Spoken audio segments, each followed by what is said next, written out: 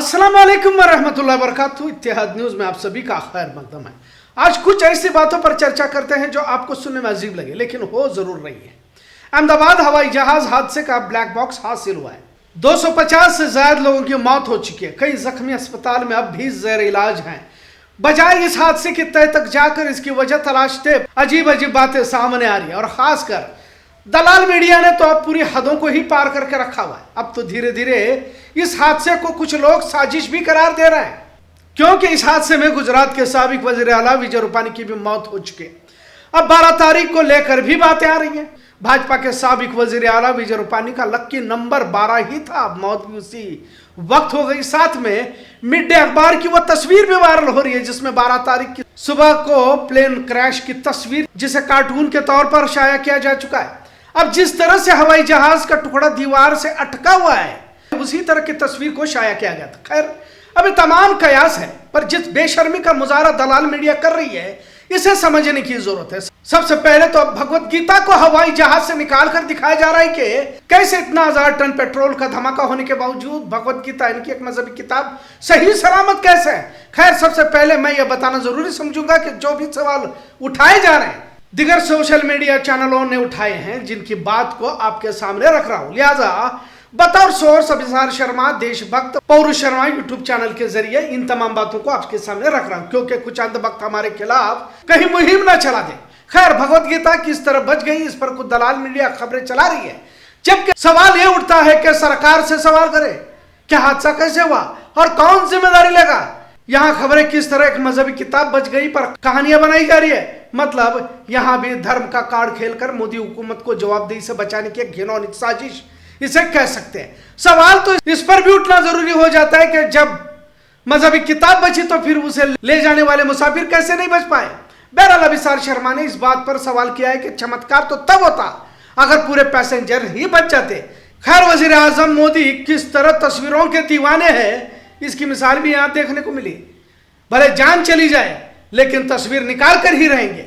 दीवार में फंसा यह हवाई जहाज का आखिरी हिस्सा, इसमें ही ब्लैक बॉक्स रहता है ऐसा बताया जाता है, लेकिन हादसे के बाद इसे यूं ही रखा गया क्योंकि भक्तों के पापा यहां आकर तस्वीर खींचवाने वाले थे।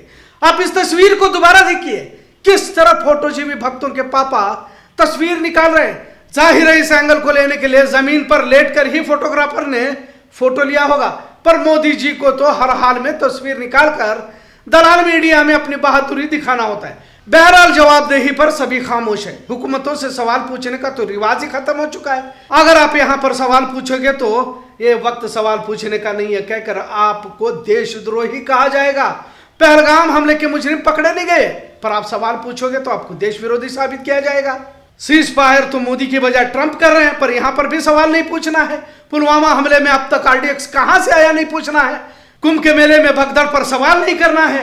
हाँ, अगर कांग्रेस या दिगर विपक्ष पार्टियों की कहीं पर सरकार है और वहां पर अगर भगदौड़ का मामला होता है तो फौरन सिद्धरामैया का इस्तीफा पूछने के लिए सड़कें बंद, रैलियों का एहतमाम कर माहौल को तनाव में तब्दील किया जाएगा। इतना बड़ा हादसा हो गया पर सरकार की किसी तरह की जवाबदेही तय नहीं होगी, और गृह मंत्री अमित शाह तो खुलेआम कहते हैं कि यह एक्सीडेंट है और एक्सीडेंट को रोका नहीं जा सकता।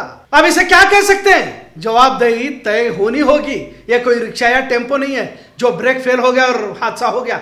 एयर इंडिया का हवाई जहाज गिरा है जिसमें 250 लोगों की मौत हुई है। आजकल तो योगी, मोदी, शाह कुछ भी बोलते हैं तो मास्टर स्ट्रोक साबित करने के लिए दलाल मीडिया सर-ए-फेहरिस्त अपनी खिदमत अंजाम देता रहता है। आखिर दलाल मीडिया के साथ इन सियासतदानों को शर्म क्यों नहीं आती, ये भी सवाल अहम हो जाता है। कुछ न कुछ कहानियां सुनाकर बात को नजरअंदाज करने की आदत अब आम होती जा रही है। हवाई जहाज को लेकर लोगों का भरोसा नहीं रहा, और खासकर इंडिया के हवाई जहाज पर तो लोग एतमाद करना ही छोड़ रहे हैं। अब इस तस्वीर को देखिए, कैसे हवाई जहाज में छत से पानी टपक रहा है। किस मियार का मुल्क बनाने पर यह तमाम तुले हुए हैं। अब हवाई जहाज में बैठना मतलब जान हथेली पर लेने के बराबर कहा जा रहा है। हादसे के बाद डर खौफ का माहौल देखने को मिल रहा है। ब्रिटेन के 53 लोग इस हादसे में मारे गए। यूके के वजीर आला स्टारमर खुद अपनी जांच टीम भारत भेज रहे हैं। मतलब यहाँ की जांच एजेंसियों पर इन्हें भरोसा नहीं है, ऐसा ही इसका मतलब हुआ। बहरहाल जब से वजीर आजम मोदी बने हुए देश की हालत खस्ता होती जा रही है। अंधभक्त के दिमाग में तो गोबर भरा हुआ है। दलाल मीडिया ने तो कब का अपना जमीर बेच दिया है। आप हर शोबे में देख सकते हैं कि भारत की हालत नीचे ही गिरती जा रही है। पर भक्तों को सिवाय मोदी की तारीफ के कुछ नहीं दिखाई देता।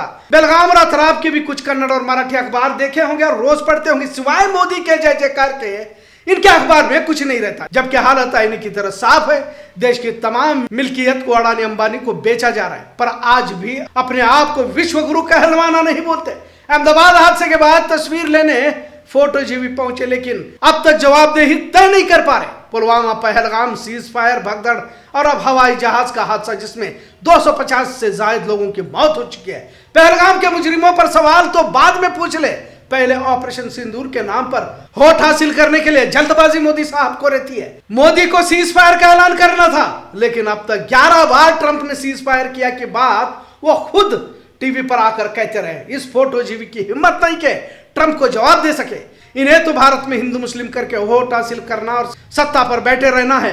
हवाई जहाज के हादसे में भी फोटो खिंचवाने पहुंचे प्रधानमंत्री, पर सिर्फ भक्त ही खुश हो सकते हैं और दलाल मीडिया को मजा आ सकता है, क्योंकि किसी के जान की इन्हें कोई परवाह नहीं रहती। लिहाजा यहां सवाल करना गोया देश विरोध है, क्योंकि अब सवाल करने का वक्त नहीं है।